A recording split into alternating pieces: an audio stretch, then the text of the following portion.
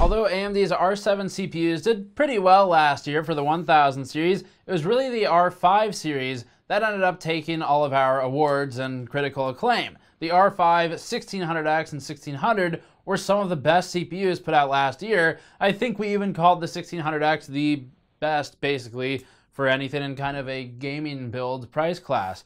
So we liked those a lot. And that's why this review, the R5 2600X and 2600, is the one that we think you should be paying attention to for a non-production focused build that might still be doing some kind of streaming with gaming alongside it. Before that, this video is brought to you by Thermal Grizzly, makers of the Conductonaut liquid metal that we recently used to drop 20 degrees off of our temperatures.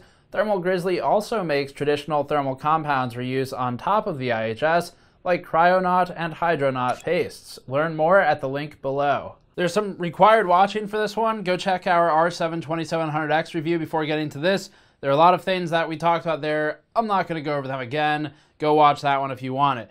The basics here, the 2600X is a 3.6 gigahertz to 4.2 gigahertz part. The 2600 non-X comes down to 3.4 and 3.9 gigahertz. You can overclock them to equivalence, and we're not going to bother overclocking both because they're the same thing. So if one is at 4.2 and the other is at 4.2, their performance is equal.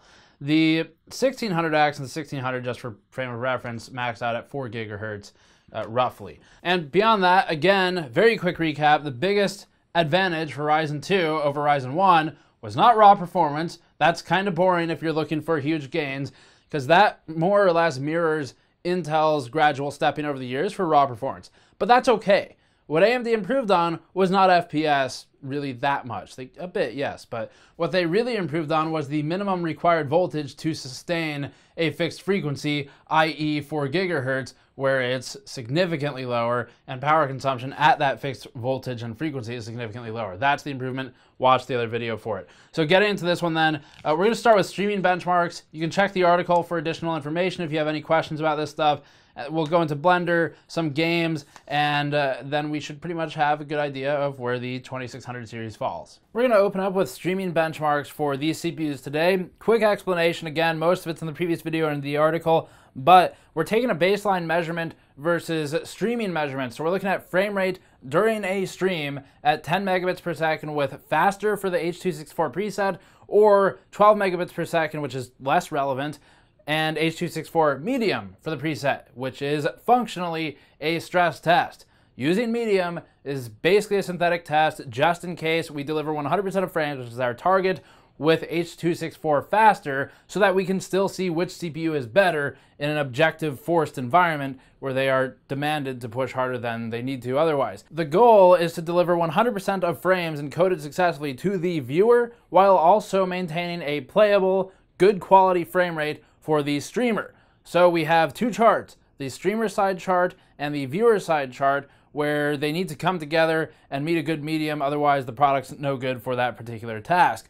We are streaming PUBG and Dota 2 for our first round of tests. We use gigabit internet, we log for any kind of network or packet issues, there were none, and then we do all the other measurements, including power and thermal measurements as we do the testing, so we'll get to some of those as well. For streamer side FPS and PUBG, the i5 8600K's baseline stock performance permitted a 138 FPS average frame rate, which butts it up against the FPS cap, and the average would stretch it a bit higher without that consideration. Those are well timed insofar as PUBG anyway, which has issues with spurious frame times in the 0.1% low range. The R5 2600X stock operated a baseline performance of 127 FPS average, with lows functionally equal or indistinguishably different from the 8600K lows. The 8600K technically maintains a lead of 8.7%, but again, this is only half of the equation and arguably the less important half. At 10 megabits per second and faster H.264, the 8600K only drops 10 FPS, and the same is true at 12 megabits per second with the much more intensive medium encode setting. This would indicate that scheduling is keeping the entire gaming workload on the Intel CPU with limited resources made available for streaming. We'll check back soon on that. The R5 2600X drops much harder in frame rate, so the loss as an offset from baseline is greater at a dip of 30% reduced from the non-streamed performance, but we don't know what that means yet. What we know for sure, for now, is that the player would likely be satisfied with the performance on either CPU for the most part of live streaming, although Intel holds an objective streamer-side frame rate advantage when left stock without priority or affinity tuning. Moving on to the viewer-side chart, here's where those numbers manifest. AMD's 30% drop for streamer-side performance proves a worthwhile sacrifice because it's able to successfully encode 100% of frames for the stream. The 8600K, which maintained a much better frame rate for the streamer, completely crumbles when under the load of even faster settings for encoding, which is not that intensive. You could get this to work, but it'd require dropping the encoding quality further and tuning some affinities and priorities. For example, you'd come down to ultra fast, lose some quality, speed up the encoding, and then maybe play around with the bitrate just in case. At our reasonable, realistic quality of faster at 10 megabits per second, the 8600K struggles to keep up when left stock and untuned. And just to be clear, affinities and priorities help as well. For medium, we're looking at a synthetic test, as we noted, to illustrate outside of margins which CPU is clearly superior if that hadn't already been made clear. AMD claims the flag for this test, managing to deliver 26% of its frames under the strain of a medium encoding speed, while Intel gets clobbered down to a handful of frames delivered. It's not even a slideshow, it's just a picture. Now, as for how useful this is, that depends. What you're seeing on the screen right now is a video playback of both streams at 10 megabits per second. This is about the quality we stream to YouTube when we're being conservative with our own live streams, and the 6-core 8600K has a hard time managing both the stream and the game simultaneously. Again, capping the game and prioritizing resources would certainly help, but the 2600X doesn't require any of that treatment. It's just good to go out of the box. The 2600X has substantially more headroom to sustain a higher quality stream with PUBG. Both are capable of streaming. It just depends on how much quality you want and how much you want to be under the hood to work on the 8600K. It's a bit of a project car in that regard, which is ironic for reasons we'll discuss momentarily. Power consumption while streaming PUBG especially is also interesting. Clamped at the EPS 12 volt rails, the Intel i5 8600K only ever draws between 37 watts for baseline non-streaming performance and 65 watts for streamed output. The R5 2600X baselines at 62 watts, with streaming at 111 to 114 watts. That's a significant increase over the Intel CPU, but it's also accomplishing the task that we asked it to do, and that's fair. The i7 8700K draws about 48 watts baseline, or 98 to 105 when streaming. The R7 2700X pulls between 68 watts baseline, 135 for a heavy stream, and this is also why AMD's TDP rating will confuse people. It's not the same number as straight up power consumption, as we explained in the 2700X review from yesterday. For Dota 2, streamer-side frame rate positions the R5 2600X baseline at 141 FPS average, led by the 8600K at 182 FPS average. This isn't uncommon for Dota, which tends to favor frequency at least somewhat, or on the face of it, Intel has a substantial lead. But again, we have to defer to the viewer experience chart for more. Streaming on the 8600K doesn't hurt our frame rate too much, bringing us down to 20 FPS average to 161 FPS average total. As for the viewer experience, here's what it looks like when left completely untuned by the player. It's not so good for the 8600K, as illustrated plainly here, even though the streamer is getting over 160 FPS average during this time period. The viewer gets one frame every now and then, one FENAT as we affectionately call it. It's our new metric, one FENAT. It's equal to one frame every now and then. The upshot is that when it does eventually cough up a frame, it's 58% likely to be within 16.7 milliseconds delivery window. Not very good, actually. The R5 2600X at 10 megabits per second faster doesn't have these problems and delivers 100% of its frames. It may sustain a lower streamer-side frame rate, but the stream itself is perfectly delivered outside of a 10% variance frame delivery timing. AMD's frequency deficit contributes to the lowering of its hard FPS, but its thread advantage is what grants it the outright lead in streaming while gaming, specifically, those two things at once. For what it's worth, we did try setting OBS to high priority on the 8600K, and it helped, but you're entering into territory where the player has to do more hands-on tweaking to force something to work. It's a bit ironic, really, since this is the situation AMD was in just 1 year ago, with Ryzen's messy lineup of launch BIOSes and motherboards. Now, AMD's platform is relatively mature and stable, but Intel's i5s require some help to pass the test. Moving on from streaming to production, Blender is one of Ryzen's strong points, like we showed in the 2700X video. The in-house 3D rendering scenes that we use for Blender, starting with the GN Monkey Head, show that the 2600 and 2600X do quite well. They are 6 cores, 12 threads, and Blender really cares first and foremost about threads, and then a little bit about frequency after that. The monkey head render finished in about 28 to 29 minutes on both the 2600 and 2600X, ranking it about 2 minutes behind the R7 1700X stock CPU. This is serious performance considering the 1700X runs 2 additional cores, and that's significant in the world of perfectly scaling render software. Overclocking is, again, completely pointless here. XFR2 does the job mostly for us, and we had no headroom to go to 4.3 GHz on our CPU. For comparison, the 8600K at 5 GHz barely manages to finish its render in 33 minutes, granting the 2600X a 13% time reduction. Not bad at all.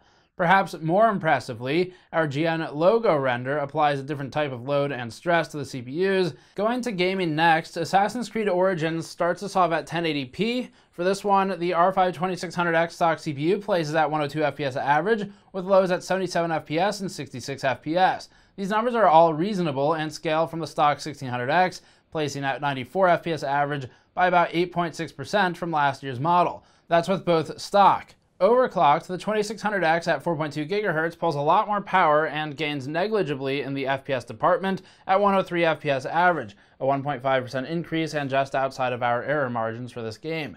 The overclocked 1600X lands at 95 FPS average, also gaining negligibly.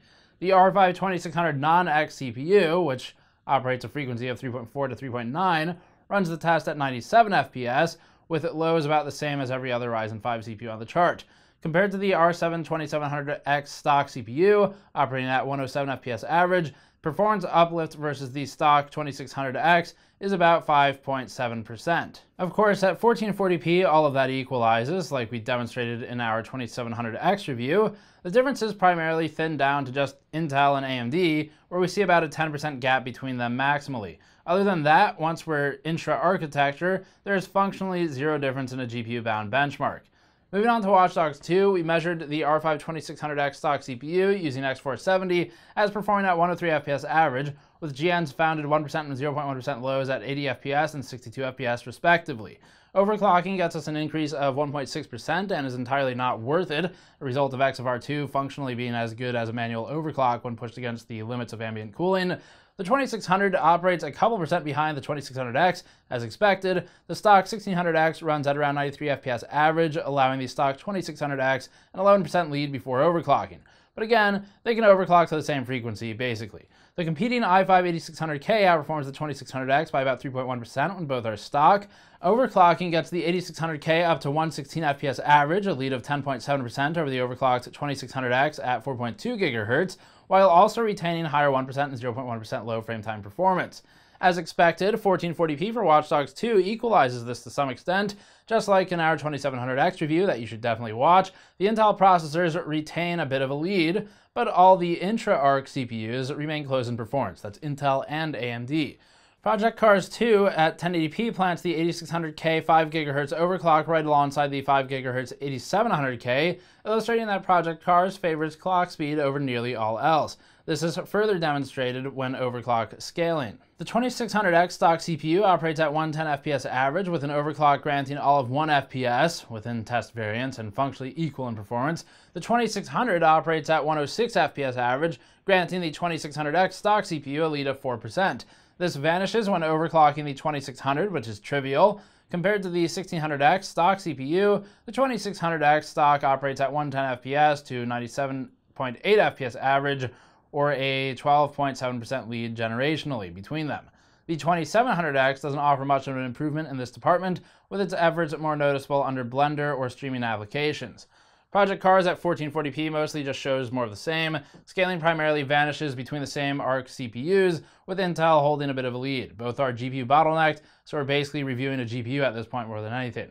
Conversely to Project Cars, Ashes of the Singularity can actually leverage additional cores, although it does like frequency to some extent.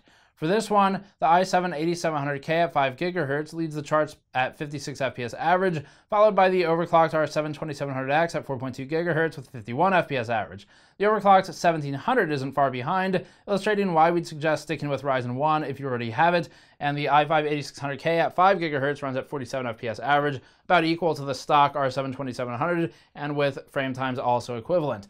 The 2600X stock CPU pushes 43.9 FPS average, with an overclock providing nothing of value. The 2600 is a single digit behind and can be overclocked to make up that ground. Finally, further down, the 8600K stock CPU operates at 41 FPS average, similar scaling to what we've seen elsewhere. We test turn times for Civilization 6, but the game recently got a huge update that completely upended our previous testing, and we had to retest as a result of that. The 2700X stock CPU finishes each turn in 11.05 seconds, with all 5 turns taking about 55 seconds for this particular round. Overclocking reduces the time requirement to 10.88 seconds for a 1.5% time reduction. The 8700K stock CPU operates at 10.75 seconds, not a huge change with the overclocked variant at 10.17 seconds, and neither is really particularly game-changing here. Civilization's update has tightened turn times to a point of limited usefulness in benchmarking, at least with these kinds of parts, although it's still highly consistent and a unique benchmark for the CPU, so we kept it. The 2600X performs similarly to the 8600K and everything else really. There's not a lot of difference in these tests. GTA 5 is our last one. At 1080p, GTA 5 posts the 8600K stock CPU at 136 FPS average with a significant performance uplift of 11% when overclocked to 5 GHz. The 2600X at 116 FPS average operates about 4.7% ahead of the 2600 non-X and about 11.5% ahead of the original 1600X and its 104 FPS average. Granted, overclocking to 4.05 nearly ties that matchup. 1440p for GTA 5 demonstrates again that we hit a GPU bottleneck at 130 FPS average, with the overclocked 8600K and 8700K both within margin of error of one another. The 2600X runs close to where it did at 1080p, around 115 FPS average, which is what you'd expect. For power consumption, we plotted the R5 2600 non-X at 81 watts at the EPS 12 volt rails for Cinebench multi-threaded, landing it between the 1600X stock and 1700 stock from the first generation. The 2600X draws about 113 watts at the rails in our tests, with the 2600X overclocked at 130 watts, a completely unworthwhile endeavor given XFR2. It'd be more worth it for the non-X CPU to overclock. For frame of reference, the 2700X stock CPU measured 145 watts or 192 when overclocked. This is largely because AMD and its board partners are blasting the 2700X with more voltage than necessary when stock, as you can see in our first video, the 2700X review. Again, then, we're getting to a point where Ryzen's generational improvements in terms of raw numbers for frame rate, other metrics of performance, time, are not necessarily all that impressive. That's because the reference point we have is going from FX to Ryzen. So of course that was gigantic. FX was not very good. Not at these kinds of workloads that we're testing. That's an objective fact. So to move from FX to Ryzen, obviously is going to be a huge jump in performance for everything. In IPC, multi-threaded performance, the architecture is completely overhauled. So you're not going to get that again for a very long time. And that's okay. Stability is good anyway. So the gains are not impressive enough that if you have Ryzen 1, you should feel bad about buying it if it was recent, or buy Ryzen 2. You should do neither of those things if you have Ryzen 1, unless you're on like an R3 and you want to go to an R7. Then do it, I guess. But if you don't presently have a Ryzen CPU or a current Intel CPU, these are worth considering. The R5 2600, much like the R5 1600, falls in basically the same place as the 1600 did for us, which is it's one of the best CPUs strictly in terms of the value, $200-ish, plus or minus a bit if you go the X route. And that's a good price. It does reasonably in games. It's not the outright best all the time, but it doesn't need to be.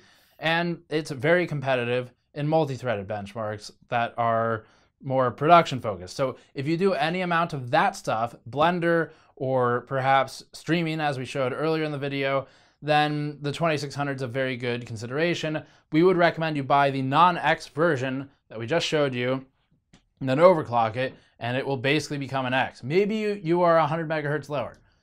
Not a big deal. You still get most of the performance. So that's the route we'd recommend taking. If you're just building a straight gaming PC, Intel still has value in that department. Intel's i5s have weakened a lot in the last year or so, and they got helped a bit with the 6-core version of the i5, but AMD does have a bit of an advantage in the i5 R5 equivalent department. It's not until you get up to the 8700K that Intel's basically the very clear and obvious winner, we'll call it, in most of the gaming benchmarks, but that doesn't mean it's the best for everyone. So watch the 2700X review if you're considering the 8700K, pick between them based on that, And the R5 2000 series is every bit as good as the R5 1000 series, with a couple of improvements that are significant, primarily in the minimum voltage required to run a fixed frequency department that we talked about in the first video. But otherwise, not that exciting in terms of raw percentage increase for frame rate. So if that's what you're looking for, you didn't get it. But there are plenty of other cool things that we got out of this. So thank you for watching. Subscribe for more. We have a lot more of these videos coming up very soon. Lots of them. And, go to patreon.com/gamersnexus. Helps out directly. Go to store.gamersnexus.net to pick up one of our mod mats like this one. They're on back order now. And I will see you all next time.